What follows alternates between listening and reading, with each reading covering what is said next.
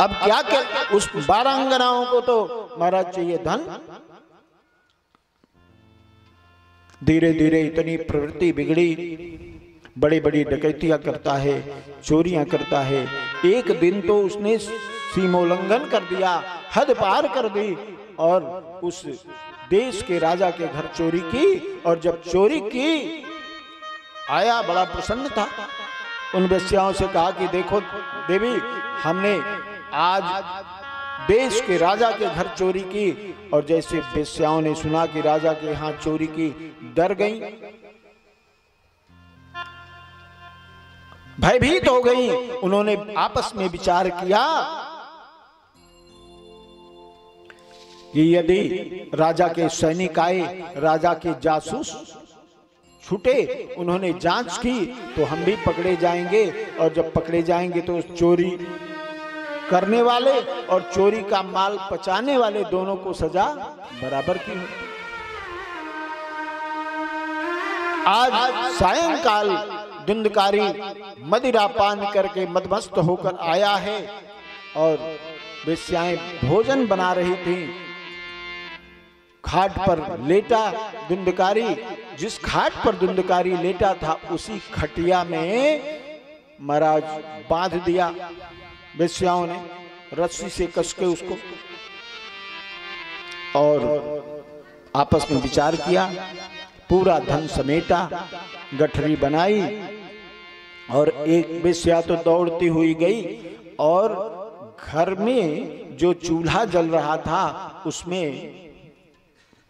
लकड़ी धधक रही थी, लेकर आई और महाराज उस नशे में मदमस्त धुंधकारी के मुख में उस जलती हुई लकड़ी को ठूस दिया। प्रेम से बोलिए जय श्री जय श्री कृष्ण। तप्तागार समूहाश्च तत्मुखे विचिक्षिपुः। उस जलती हुई लकड़ी को, अग्नि समूह को उसके मुंह में डाल दिया और धुंधकारी ने प्राणों का परित्याग किया। और जब उसका शरीर छूटा तो धुंधकारी हुआ महाराज अव्वल दर्जे का प्रेत। प्रेम से बोलिए जय श्री कृष्ण जय श्री कृष्ण। छोटा मोटा नहीं। अब तो जिस घर में कभी मंत्र गूंजा करते थे, वेद के मंत्र गूंजते थे, शंख की ध्वनि होती थी, घंटा की ध्वनि होती थी, उस घर में उस धुंधकारी के चलते उसकी माता ने भी घर का परित्याग किया, कुएं में जाकर गिरकर मर गई। आज धुंधकारी उस बड़े भवन में, महल जैसे घर में अकेला प्रेत रूप में भ्रमण करता है।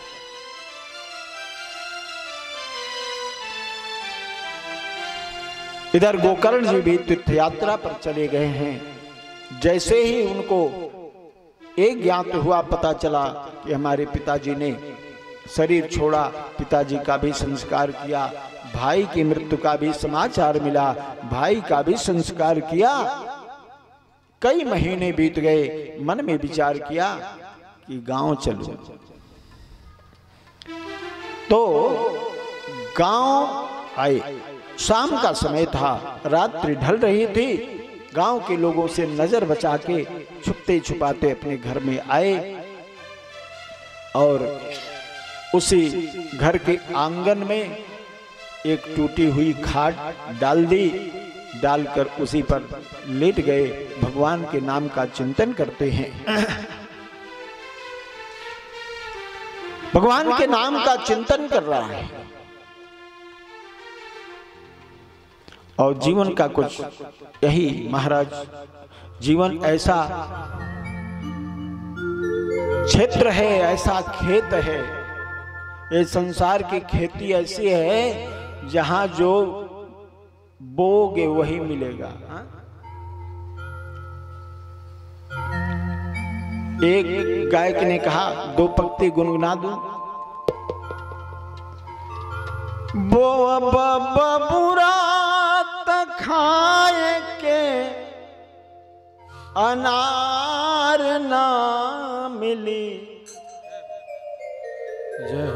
बो बबूरा खाए के अनार ना मिली, मानुष के तन बार बार ना मिले। मानुष के तन बार बार ना मिले। बुरा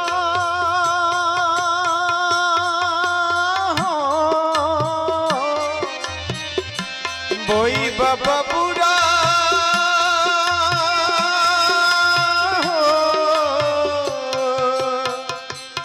बोई बाबा बुरा खाए के अनार ना मिले, हो अनार ना मिले, मानुष के तन बार बार ना मिले। मानुष के तन बार बार ना मिले। मानुष के तन बार बार ना मिले। कभी कहता है चोरी घुसखोरी कर घर के लोग खाई, चोरी घुसखोरी कर घर के लोग खाई। चोरी घुसखोरी कर घर के लोग खाई। चोरी घुसखोरी कर घर के लोग खाई। तोहरा साथे बबुआ कुछ न जाई, तोहरा साथे बबुआ कुछ न जाई। तोहर साथे बबुआ कुछ न जाई। तोहरा साथे बबुआ कुछ न जाई।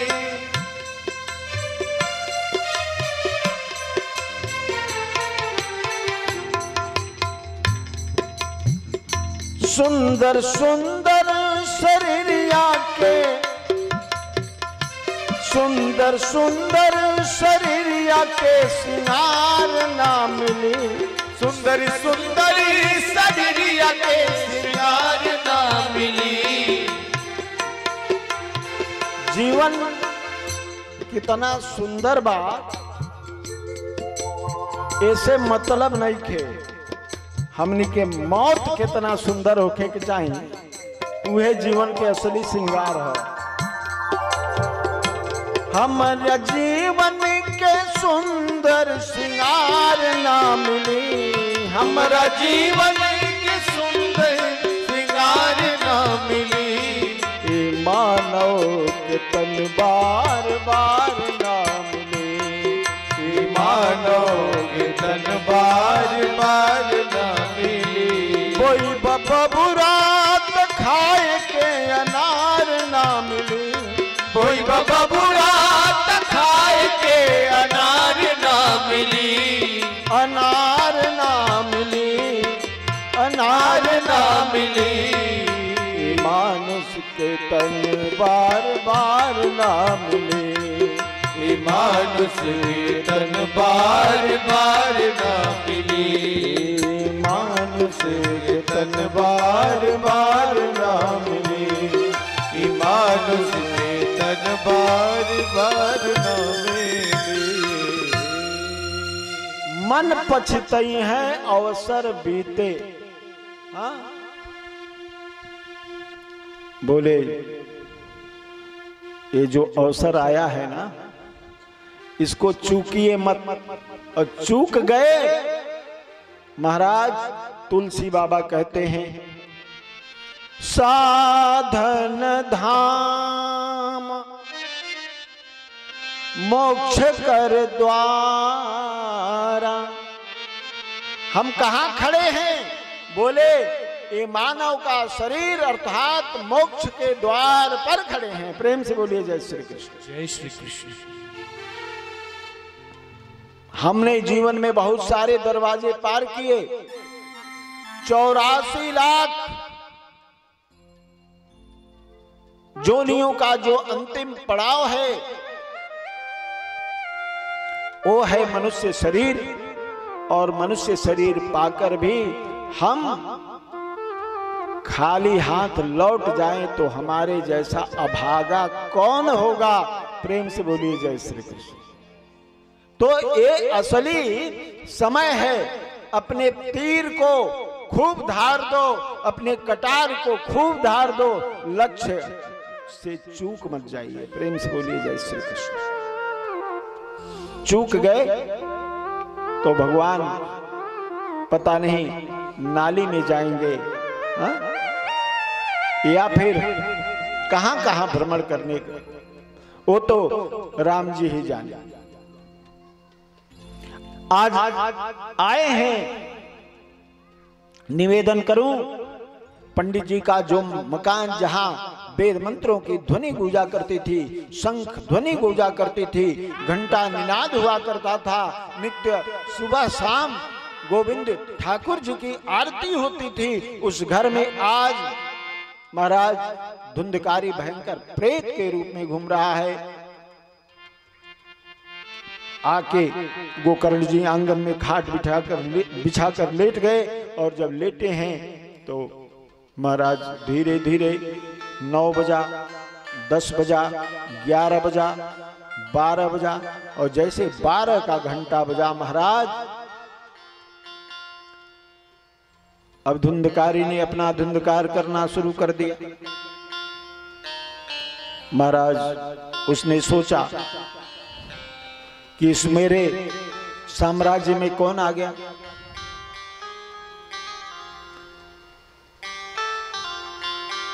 दुष्ट व्यक्ति जीते जीते लोगों को परेशान तो करता है, मरने के बाद भी खूब परेशान करता है। प्रेम से बोली जय श्री कृष्ण। हाँ, तो धुंधकारी ने अपना रूप दिखाना शुरू किया। कभी बकरा बनता है, कभी भेड़ा बनता है, कभी हाथी बनता है, कभी महाराज भैंसा बनता है, तरह तरह के रूप पकड़ता है। अब प्रेत का कोई अस्थाई शरीर तो होता नहीं, जैसे रूप धारण करता है, कहीं महाराज फिर हवा आती है, उड़ता है, वेश बदलता है, भांति भांति से महाराज अनेक प्रकार से गोकर्ण जी को डरा रहा है। लेकिन गोकर्ण ठहरे महाराज महात्मा, या निशा सर्वभूतानाम तस्याम जागृति संजनी। गोविंद कहते हैं गीता में कि जब सारी दुनिया सोती है तो महात्मा जगता है। बार बार देखा उसकी कुचेष्टाओं को, परेशान हो गए। गोकर्ण जी हाथ में अपने लोटे से जल पात्र से जल लिया और कहा, भाई कौन है तू, बहुत देर से परेशान किए हुए है। अभिमंत्रित करके जल जैसे उसके परछाई पर छोड़ा, महाराज वो मनुष्याकृति में परिवर्तित होकर सामने खड़ा हुआ, हाथ जोड़े हुए खड़े होकर, और अपने भाई से कहता है, अहम भ्राता त्वदीयोस्मि। गोकर्ण जी ने पूछा कि अरे भाई तू बहुत देर से परेशान कर रहा है, कौन है? रोता है, कहता है कि मैं आपका भाई, अहम भ्राता त्वदीयोस्मि धुंधकारी नामतः स्वकीये नैव दोषेण ब्रह्मत्वं नाशितं मया। बोले भाई मैं आपका भाई धुंधकारी अपने किए हुए अनंत पापों के कारण आज प्रेतत्व में पड़ा हूं। भाई मेरा ब्राह्मणत्व नष्ट हो गया, मेरा उद्धार करो, मुझ पे कृपा करो। प्रेत शरीर धुंधकारी रो रहा है। अब महाराज संत हृदय है गोकर्ण जी का, और संत के हृदय की उपमा शास्त्रकारों ने नवनीत कहते हैं, घी को मक्खन को दिया, संत हृदय नवनीत समाना। तो कुछ शास्त्रकार ने कहा कि नहीं,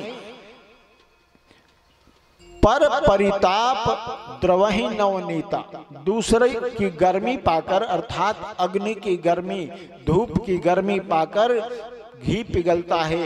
लेकिन महात्मा तो ऐसा होता है जो दूसरे का दुख देखकर पिघल जाता है। प्रेम से बोलिए जय श्री कृष्ण। जय श्री कृष्ण। दूसरे का जो कष्ट देखकर द्रवीभूत हो जाए, पिघल जाए, जिसका मन, उसको महात्मा कहते हैं।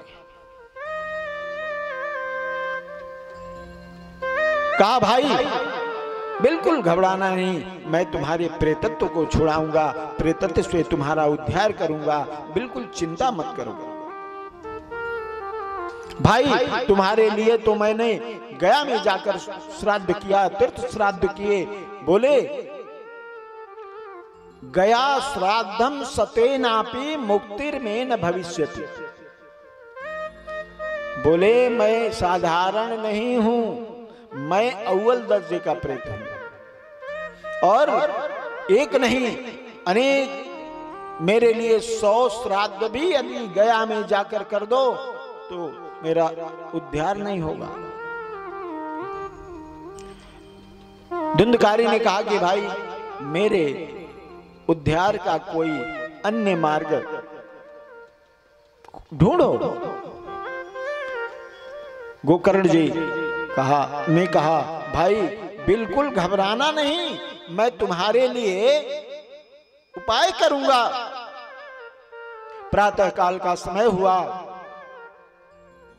नित्य क्रिया से निवृत्त होकर भगवान भुवन भास्कर सूर्य नारायण के सामने खड़े हैं और सूर्यार्घ दे रहे हैं। और हम सनातनियों को रोज सूर्यार्घ तो देना ही चाहिए। प्रेम से बोलिए जय श्री कृष्ण। जय श्री कृष्ण। कुछ न बन पड़े तो इस पृथ्वी के हम ऋणी हैं, इस सूर्य के, चंद्रमा के, इस पंच महाभूतों के हम कर्जदार हैं। पंच महाभूत समझते हैं ना? पहला है माता पृथ्वी, पंच महाभूतों में पहला पृथ्वी, धरती मैया। उसके बाद दूसरे महाभूत जल के देवता। इन सबके हम कर्जदार हैं। पृथ्वी, जल, तेज, हवा, वायु और आकाश, ये 5 महाभूत। कभी कभी लोग कहते हैं महाराज हम यहां जो कर रहे हैं कोई देख रहा है, कौन प्रमाण का प्रमाण है?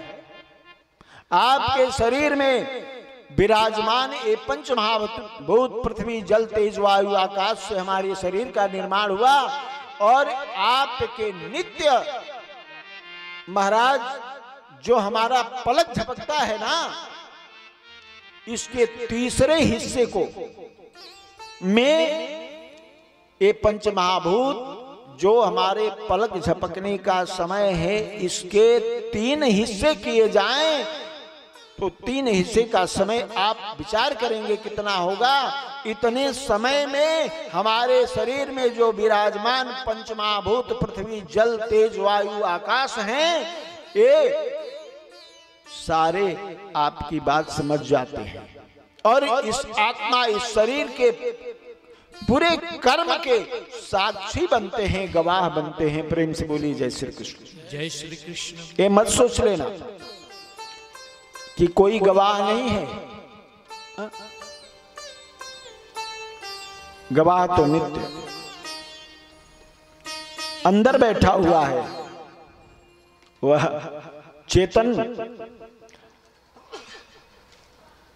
चेतन प्रकाश स्वरूप पुरुष भगवान जो अंदर बैठा हुआ आपके सत्कर्म दुष्कर्म सबकी गवाही देता है, सबको देखता है।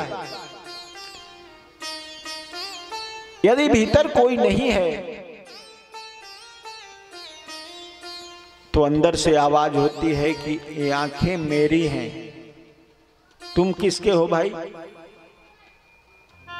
बोले आप किसके हो? जवाब आएगी आंखें मेरी हैं।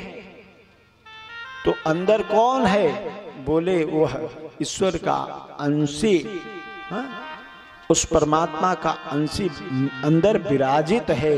प्रेम से बोलिए जय श्री कृष्ण। जय श्री कृष्ण। प्रातः काल का समय हुआ। आज भगवान भुवन भास्कर सूर्य नारायण के सामने खड़े हैं। तुभ्यं नमो जगत साक्षिन् ब्रूहि मे मुक्ति हेतुकम् इति सूर्य वचः श्रुत्वा धर्मरूपेण विस्तृतम्। भगवान सूर्य नारायण ने को प्रणाम कर रहे हैं, सूर्यार्घ्य दिया। कथा आती है कि सूर्य नारायण का रथ रुक गए महाराज, और कहा बोलो ब्राह्मण। तो कहा कि महाराज मेरे भाई की मुक्ति का उपाय बता दीजिए। मेरे भाई की मुक्ति का उपाय क्या है?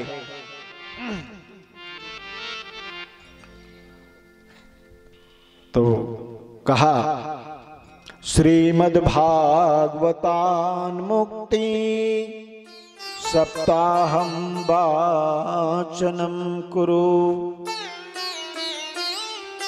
हे ब्राह्मण, यदि अपने भाई का उद्धार चाहते हो, अपने भाई की मुक्ति चाहते हो, तो श्रीमद् भागवत महापुराण के सप्ताह कथा का आयोजन करो। प्रेम से बोलिए जय श्री कृष्ण। बोलिए बांके बिहारी लाल की जय।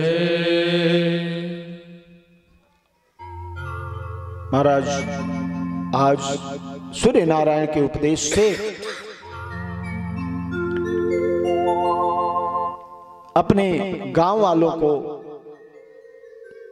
घर घर जाकर गोकर्ण जी ने सूचना दी कि देखिए हम अपने यहाँ भागवत कथा का आयोजन करेंगे अपने भाई के उद्धार के लिए, और आप भी कथा में निमंत्रित हैं, आइए सादर आमंत्रित हैं। सबको निमंत्रण दिया और सुंदर सा मंच बनाया। मंच के सामने तुलसी जी का पौधा, भगवान अश्वत्थ पीपल का पौधा, सुंदर मंच के को खूब सजाया और कथा के पहले कथा का खूब प्रचार किया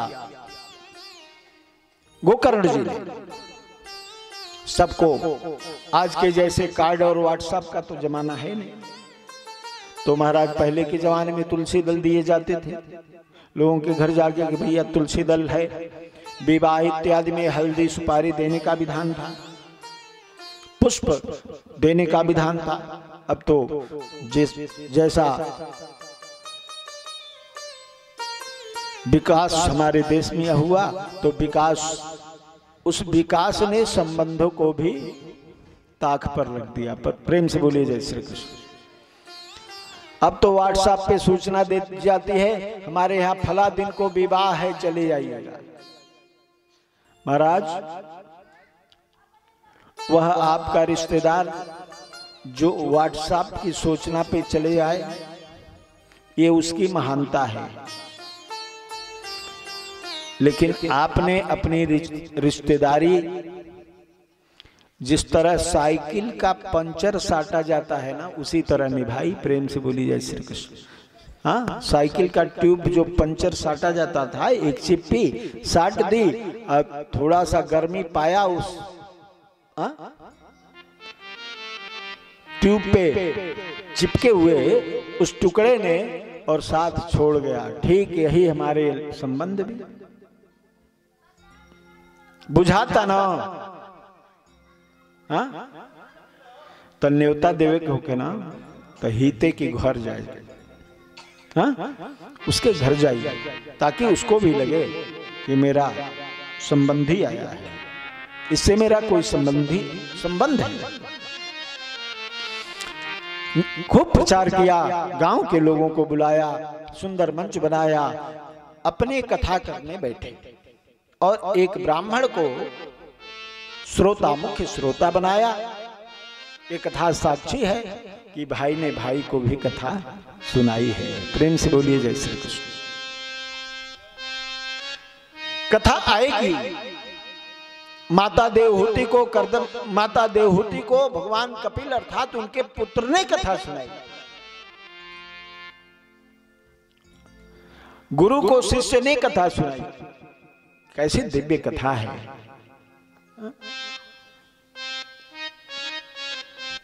बोले जिस प्रकार हो सके भगवान की कथा का श्रवण करना चाहिए। कथा आरंभ हुई और जैसे ही कथा आरंभ हुई, जहां कथा हो रही थी वहां बांसों का बागीचा था और बांसों के बागीचे में